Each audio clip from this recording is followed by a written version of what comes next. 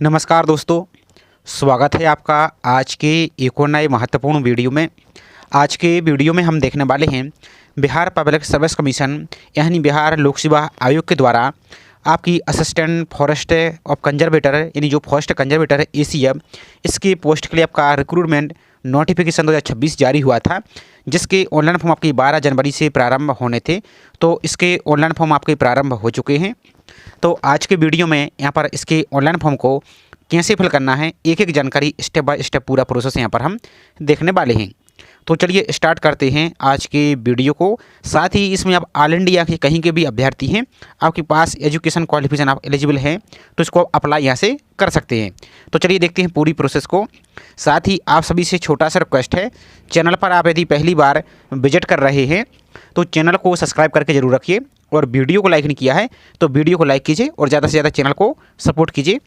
तो चलिए पहले ऑनलाइन फॉर्म फिल करने से पहले इसकी कुछ यहाँ पर हम महत्वपूर्ण जानकारी को देख लेते हैं कि इसमें टोटल पोस्ट क्या है, इसकी एजुकेशन क्वालिफिकेशन क्या है, और इसकी अन्य प्रोसेस को यहाँ पर हम देख लेते हैं।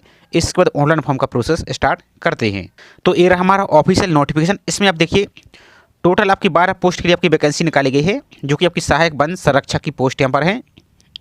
तो इसमें UR के लिए अनारक्षित के लिए 3 पोस्टें हैं, बाकी EWS के लिए 1, SC के लिए यहाँ पर 2 आपकी वैकेंसी, ST के लिए यहाँ पर 0 है। अब जैसे मान लीजिए आपके जो ST वाले अभ्यर्थी हैं, यदि आपकी कैटेगरी में पोस्ट नहीं तो आप UR से यहाँ पर अप्लाई आप कर सकते हैं। इसके अलावा जो अत्यंत पिछड़ा वर्ग है उनके लिए 4 हैं, और जो पिछड़ा वर्ग के हैं उनके लिए यहाँ पर देखिए आपके यहाँ पर एक पोस्ट बैकलॉग है, और आपकी जो फीमेल अभ्यर्थी हैं उनके लिए 1 है। इस प्रकार से आपके टोटल 12 पोस्ट आपकी ये निकाली गई हैं। बाकी इसकी एजुकेशन क्वालिफिकेशन की बात और कर लेते हैं। तो इसमें देखिए आपके पास किसी भी मान्यता प्राप्त विश्वविद्यालय से कम एक विषय के साथ वनस्पति शास्त्र हो, या रसायन शास्त्र हो, या वानिकी हो, या भूगर्भ शास्त्र हो, या गणित हो, या भौतिकी हो, या सांख्यिकी हो, या प्राणी विज्ञान यानी जूलॉजी हो, इनमें आपके पास यदि आप ग्रेजुएशन किए, जैसे आपका BSc हुआ और इनमें से कोई आपके एक सब्जेक्ट यहाँ पर रहा है, कॉम्बिनेशन में कुछ भी हो सकता है, लेकिन उसमें कम से कम एक सब्जेक्ट यहाँ पर होना अनिवार्य है, तो इसके लिए आप अप्लाई कर सकते हैं। इसके अलावा यदि आप कृषि में यहाँ पर आप ग्रेजुएशन किए हैं, जैसे आपका BSc एग्रीकल्चर, या जैसे आप BTech एग्रीकल्चर अभियांत्रिकी, इस प्रकार से, तो भी इसमें आप अप्लाई कर सकते हैं। बाकी इसकी और इंग्लिश में भी पढ़ सकते हैं। यहाँ पर इस प्रकार से रहेगा, जैसे फॉरेस्ट्री आपका, जियोलॉजी, मैथमेटिक्स आपका, एग्रीकल्चर इंजीनियरिंग, इस प्रकार से। तो जो भी इसको यहाँ पर आप है तो आप अप्लाई यहाँ से कर सकते हैं। बाकी यहाँ पर पाठ्यक्रम सब कुछ यहाँ पर दे सकते हैं। हालांकि इसका पहले भी हमने डिटेल वीडियो बनाया था, उसकी लिंक आपको डिस्क्रिप्शन में है, उसको भी आप दे सकते हैं। बाकी इसकी नोटिफिकेशन को डाउनलोड करके आप स्वयं भी यहाँ से आप पढ़ सकते हैं। बाकी इसका ये फिजिकल स्टैंडर्ड रहने वाला है कि किस प्रकार से आपका ये सिलेक्शन होगा। तो ये सभी जानकारी को आपको ऑनलाइन फॉर्म फिल कराने से पहले आपको एक बार पढ़ लेना है। अब चलिए इसकी ऑनलाइन फॉर्म को कैसे फिल करना है ये प्रोसेस यहाँ पर देखते हैं। और बाकी ऑनलाइन फॉर्म आपकी 12 जनवरी से प्रारंभ है, और लास्ट डेट आपकी 2 फरवरी 2026 यहाँ पर रखी गई है। बाकी सभी टर्म एंड कंडीशन को आपको अच्छी तरीके से यहाँ से आपको पढ़ लेना है। तो ये पूरी प्रोसेस है। बाकी आपको डॉक्यूमेंट किस प्रकार से क्या अपलोड करने हैं, तो यही प्रोसेस हम आगे हम यहाँ पर देखेंगे। तो अब आपको इसका ऑनलाइन फॉर्म फिल करने के लिए यदि आप मोबाइल से फिल करना चाहते हैं तो मोबाइल से फिल कर सकते हैं, और लैपटॉप या PC यूज कर रहे हैं तो उसके जो ब्राउजर है उसमें आपको BPSC इस प्रकार से टाइप करना है, और सर्च पर आपको क्लिक यहाँ से कर देना है। तो जो पहली लिंक आपको दिख रही है BPSC की, इसी वाली लिंक पर आपको क्लिक यहाँ से कर देना है। इस प्रकार से आप क्लिक कीजिए तो आपका एक नेक्स्ट पेज आपका ओपन हो जाएगा। थोड़ा सा आपको वेट करना है। तो इस प्रकार से आपका पेज ओपन हो जाएगा। आपको नीचे को स्क्रॉल करते यहाँ पर चले जाना है। अब सबसे पहले तो इसका आपको जो नोटिफिकेशन, इसको आपको डाउनलोड करके एक बार जानकारी अच्छी तरीके से पढ़ लेना है। तो यहाँ पर आएंगे जब नोटिफिकेशन सेक्शन में, यहाँ पर नीचे को चले आइए। यहाँ पर आपको एक ऑप्शन देखिएगा यहाँ पर फॉरेस्ट कंजर्वेटर। तो यहाँ पर देखिए इसका जो नोटिफिकेशन है इस पर आप क्लिक करेंगे तो आपका पूरा PDF डाउनलोड हो जाएगा। इसके बाद यहाँ पर जो सिलेबस है इनको क्लिक करके इनकी PDF को यहाँ पर आप डाउनलोड करके आप पढ़ लीजिए। इसके बाद आपको अप्लाई करने के लिए आपको जो ऊपर की ओर आपको जो ऑप्शन दिया गया है, तो यहाँ पर देखिए आपको जो ऑनलाइन एप्लीकेशन का ऑप्शन दिया गया, इसी ऑनलाइन एप्लीकेशन पर क्लिक आपको कर यहाँ से देना है। तो जैसे इस पर आप क्लिक करते हैं तो आपका एक नेक्स्ट पेज आपका ओपन हो जाएगा। थोड़ा सा आपको वेट करना है, आपकी साइट थोड़ी सी स्लो यहाँ पर चल रही है। तो इसके बाद आपका इस प्रकार का पेज आपका ओपन हो जाएगा। नीचे को आपको चले जाना स्क्रॉल करते हुए। अब यहाँ पर देखिए सबसे पहले आपने यदि इसका OTR वन टाइम रजिस्ट्रेशन कर लिया तो डायरेक्ट आपको यूजर ID, मोबाइल नंबर या यूजर नेम फिल करके पासवर्ड डाल के डायरेक्ट लॉगिन कर सकते हैं। और जो अभ्यर्थी यदि पहली बार फॉर्म अप्लाई कर रहे हैं तो जो न्यू रजिस्ट्रेशन का जो ऑप्शन दिया है वन टाइम रजिस्ट्रेशन, इस पर क्लिक करके आपको एक नया रजिस्ट्रेशन करना होगा। सभी जानकारी को आपको अच्छी तरीके से पढ़ लेना है। यहाँ पर पूरी जानकारी को यहाँ पर पढ़ेंगे तो आपका जो रजिस्ट्रेशन है इसको आप पहले कर लेंगे। और हालांकि यदि इसकी पहले आपने कोई BPSC का फॉर्म फिल किया, जैसे आपने AEDO का या आपने प्रीलिम्स का या टीचर का कोई भी अपने एग्जाम यहाँ पर फिल किया है, तो आपको नया रजिस्ट्रेशन करने की अब आवश्यकता नहीं है। अब डायरेक्ट इसको आप लॉगिन ही यहाँ पर करेंगे तो अप्लाई यहाँ से कर पाएंगे। और यदि आपने रजिस्ट्रेशन नहीं किया है, जब अदर स्टेट के भी अभ्यर्थी हैं, तो पहले आपको नया रजिस्ट्रेशन कर लेना है, ऑन टाइम रजिस्ट्रेशन आपको कर लेना है। और जो अपनी एजुकेशन क्वालिफिकेशन अन्य सभी जानकारी अपनी OTR में फिल करेंगे, उसी के आधार पर आपका ये ऑनलाइन फॉर्म फिल होगा। ऑनलाइन फॉर्म में सिर्फ आपको फॉर्म यहाँ पर बेसिक जानकारी आपकी रहेगी, बाकी जो इतनी भी डिटेल्स आपकी सब OTR में ही फिल की जाएगी। तो उसी के आधार पर आपका पोस्ट में आपका ओपन होगा कि आप एलिजिबल हैं या नहीं है। तो हम चूंकि यहाँ पर हम पहले से रजिस्ट्रेशन किए हुए, तो डायरेक्ट हम लॉगिन करके यहाँ पर आपको नेक्स्ट प्रोसेस दिखा देते हैं। तो अब आपको लॉगिन करने के लिए जो आपने OTR में ईमेल आईडी फिल की थी, या तो वो फिल कर सकते हैं, या आपने OTR में मोबाइल नंबर फिल किया था तो वो मोबाइल नंबर फिल कर सकते हैं, या आपका जो यूजर नेम है आपको यदि याद है तो वो भी फिल कर सकते हैं। तीन आपको ऑप्शन में से तीनों आपको जो भी याद है आपको उसको यहाँ पर फिल कीजिए। और आपने जो पासवर्ड बनाया था उस पासवर्ड को यहाँ पर फिल कीजिए। और मान लीजिए आपके पास पासवर्ड आपको याद नहीं है, तो आपको एक ऑप्शन दिया गया फॉरगॉट प्रोफाइल पासवर्ड, तो इस पर क्लिक करके अपने पासवर्ड को यहाँ से आप फॉरगॉट कर सकते हैं। तो चलिए लॉगिन करके आपको नेक्स्ट प्रोसेस यहाँ पर हम स्टार्ट करके आपको दिखा देते हैं। तो जैसे आप लॉगिन पर क्लिक करते हैं तो अब आपको इस प्रकार का कैप्चा दिखेगा। इस कैप्चा को आपको इस वाले बॉक्स में फिल करना है और प्रोसीड पर आपको सिंपल सा क्लिक यहाँ से कर देना है। तो आपका इस प्रकार का ऑप्शन दिखेगा, are you sure want to redirect to DigiLocker. यदि आपने प्रोफाइल में कंप्लीट कर लिया है डिजी लॉकर से, तो आप यहाँ पर एस करके यहाँ पर कंफर्म कर सकते हैं, और नहीं तो आप नो पर भी क्लिक कर सकते हैं, चूँकि आपकी यदि प्रोफाइल आपकी कंप्लीट यहाँ से है। तो इस प्रकार का आपको पेज दिखेगा, आपका नेक्स्ट पेज ओपन हो जाएगा। तो यहाँ पर देखिए पूरा इन्होंने सैंपल क्लियर कर दिया किस प्रकार का पूरा यहाँ पर रहेगा, किस प्रकार से आपको प्रोफाइल बनानी है। तो प्रोफाइल आपने पहले बना ली होगी, इस प्रकार से पूरी जानकारी इन्होंने क्लियर आपकी कर दी है। तो चलिए इसकी ऑनलाइन अप्लाई करने के लिए आपको सिंपल आपको ऊपर की ओर यहाँ पर चले जाना है। तो ऊपर की ओर देखिए आपको एक ऑप्शन दिख रहा है न्यू एप्लीकेशन, इसी न्यू एप्लीकेशन पर क्लिक करना है। और यहाँ पर यदि आपकी प्रोफाइल है, यहाँ पर अकाउंट वगैरह आप देख सकते हैं, एड्रेस को चेंज कर सकते हैं, यहाँ पर इस प्रकार से देख सकते हैं। तो डायरेक्ट इसको अप्लाई करने के लिए न्यू एप्लीकेशन दिख रहा है, इस पर आपको क्लिक यहाँ से कर देना है।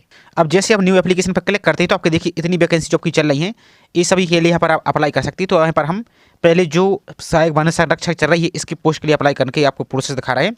बाकी इसके अलावा देख सकते हैं आपको स्टेनोग्राफर, कारखाना निरीक्षक और अन्य पर पोस्ट भी आपकी चल रही हैं। तो इसको अप्लाई करने के लिए जो ये वाला ऑप्शन दिया गया है व्यू, इस पर व्यू पर आपको क्लिक करना है। जैसे व्यू पर क्लिक करते हैं तो अब आपका इस प्रकार से नेक्स्ट पेज ओपन होगा। तो चेक एडवर्टाइजमेंट क्राइटेरिया, इस पर आपको क्लिक यहाँ से कर देना है।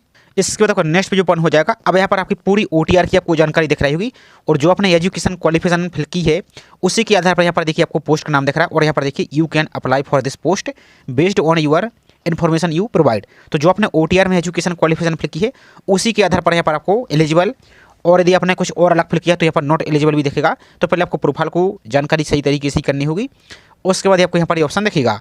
तो इस प्रकार से आज आपको नीचे को यहाँ पर चले जाना है। यहाँ पर आपका पोस्ट का नाम दिख रहा है, यहाँ पर आपको देखिए पोस्ट का नाम आपको दिख रहा है। अब इसके अलावा provide answer the following question, तो यहाँ पर कुछ आपको बेसिक जानकारी यहाँ पर फिल करनी है। तो नंबर 1 है आपका enter previous attempt of appearing in competitive examination conduct bye BPSC। यदि BPSC के द्वारा जो आपके कॉम्पिटेटिव एग्जाम कंडक्ट कराए जाते हैं उनमें से यदि आपने किसी भी एग्जाम को दिया है, कितनी बार दिया है, यदि 1 बार 2 बार 3 बार 4 बार जितनी बार भी दिया है, तो इस प्रकार से इसको यहाँ पर आप फिल कर देंगे। जैसे 1 बार दिया तो 1 बार, और फ्रेशर है आप कभी नहीं दिया तो आपको 0 भी इस प्रकार से आप यहाँ से फिल कर सकते हैं। इसको नेक्स्ट देखिए enter certificate number of graduation certificate. तो जो आपका सर्टिफिकेट है ग्रेजुएशन सर्टिफिकेट है उसका आपको जो नंबर है आपको यहाँ पर फिल करना है, सर्टिफिकेट नंबर। इसके बाद नेक्स्ट आपका जो ग्रेजुएशन है, ग्रेजुएशन आपकी जो किस डेट को इशू हुआ है तो उसकी डेट आपको यहाँ पर फिल करनी है, उसकी डेट फिल कीजिए। तो ध्यान से देखिए यहाँ पर फिल क्या करना है। यहाँ पर देखिए इन्होंने क्या बोला, एंटर सर्टिफिकेट नंबर ग्रेजुएशन, यानी आपकी जो मार्कशीट नहीं है, आपकी जो डिग्री है, डिग्री यानी आपकी प्रोविजनल डिग्री हो या आपकी डिग्री हो, तो उसका ही सर्टिफिकेट नंबर यहाँ पर आपको फिल करना है।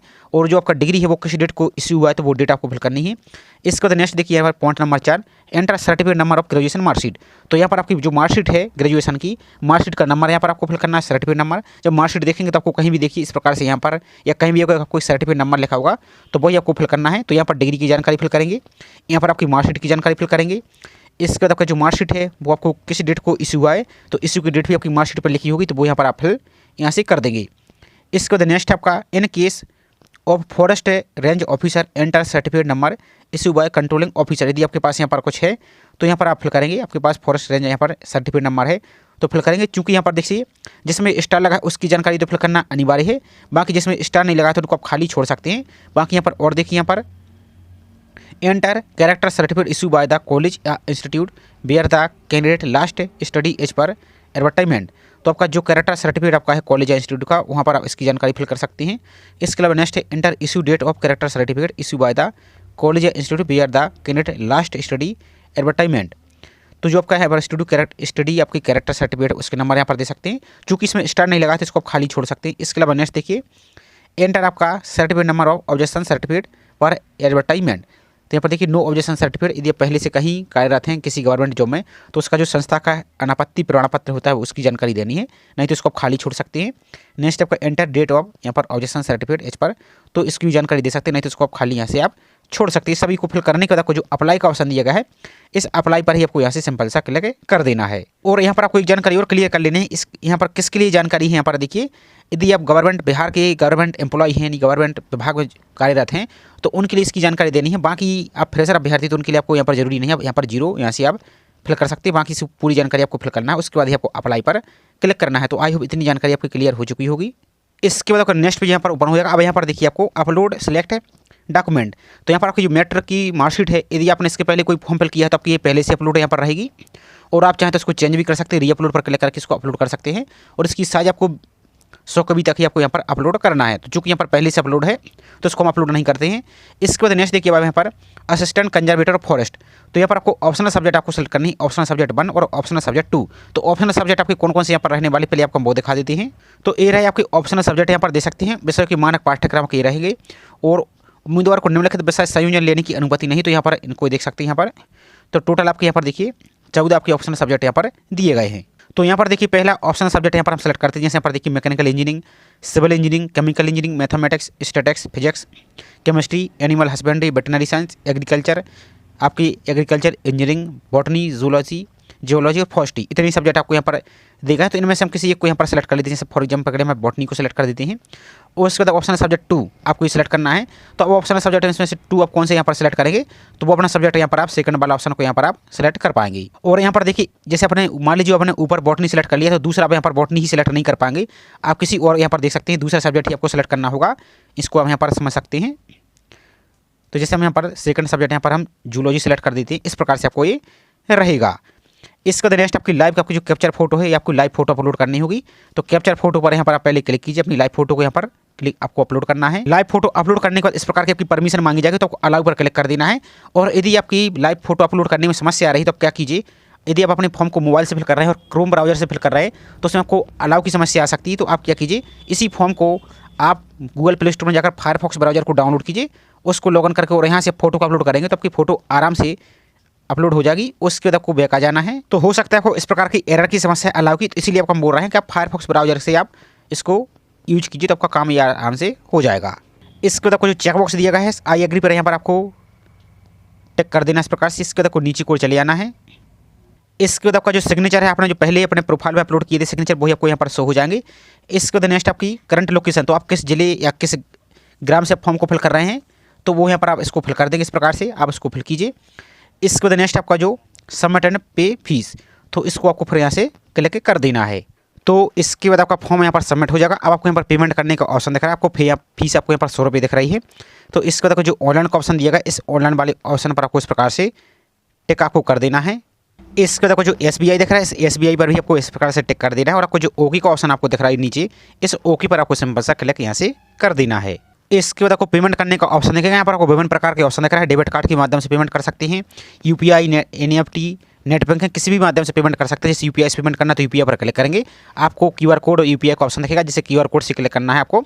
तो QR कोड पर आप क्लिक करेंगे, वहाँ पर एक QR कोड ओपन होगा, उसको स्कैन करके आप फीस को अपनी पेमेंट कर सकते हैं। और पेमेंट करने के बाद या आप मान लीजिए अपने पेमेंट नहीं कर पाए हैं, आप चेक करना चाहते हैं कि पेमेंट हुई है या नहीं हुई है या फॉर्म आपका किस प्रकार का रहा है, तो जो माई अकाउंट का ऑप्शन दिएगा इस माई अकाउंट पर क्लिक करेंगे आप। तो इस प्रकार का आपको पेज दिखेगा। यहाँ पर आपने यदि फीस पेमेंट नहीं कर पाए तो इस पर वाले ऑप्शन पर क्लिक करके अपनी फीस को पेमेंट कर सकते हैं और इस पर क्लिक करके अपनी पेमेंट हिस्ट्री दे सकते हैं। और आप चाहें तो फॉर्म को यहाँ पर चाहे कैंसिल करना चाहते हैं तो कैंसिल भी कर सकते हैं, दोबारा से नया फॉर्म फिल कर सकते हैं। तो इस प्रकार से पूरी प्रोसेस थी। आई होप जानकारी आपको पसंद आई होगी। जानकारी पसंद आई हो तो वीडियो को लाइक कीजिए और चैनल को अभी तक सब्सक्राइब नहीं किया है तो चैनल को सब्सक्राइब करके जरूर रखें इसी प्रकार की रेगुलर अपडेट पाने के लिए। तो चलिए मिलते हैं इसी तरीके से एक और नई जानकारी के साथ। जय हिंद।